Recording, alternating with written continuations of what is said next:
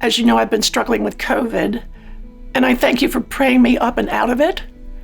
Although, I don't know, maybe you can tell my lungs are telling me I'm not quite in the clear.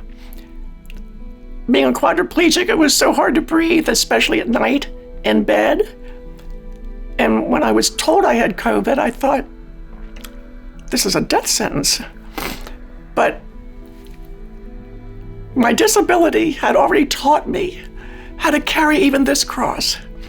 For when I trusted him to see me through, even if it did, yes, mean death, when I gave it all up to him, I could feel God take gentle, firm possession of this strange affliction and begin to do a work in me. It was as though the Lord pressed me. Johnny, do you believe me that I will never leave you or forsake you? That I am your ever-present help in this trouble? That doubting me only makes things worse? Do you believe my grace is sufficient, whether I take you home or assign you to remain? Do you trust me? And in the dark, in bed, I cried out, yes, Lord, I believe. And then in the ensuing hours and days, I felt this wonderfully odd calmness and almost indifference to how much it might hurt or how it would end. And I felt perfectly still under the hand of God. He pulled me close into a shelter, and I felt myself resting in the shadow of the Almighty, and it felt blessed.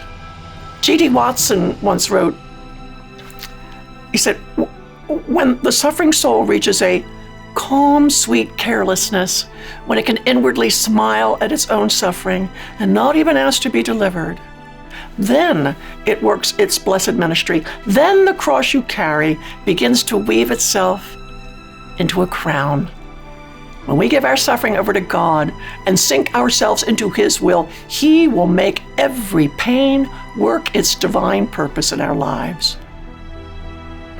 I trust my words are helpful to you today. If your suffering is to you a complete mystery, I pray you'll embrace God with willful thanks, finding hope in your hardships. Oh, and one more thing. While in the ER receiving first-class care from a hospital that doesn't know Johnny, I looked around and I kept shaking my head, thinking of the millions of people with disabilities here in the U.S. and around the world who lack that kind of access to medical care, and even worse, who don't know Jesus. And so I can't keep this message to myself.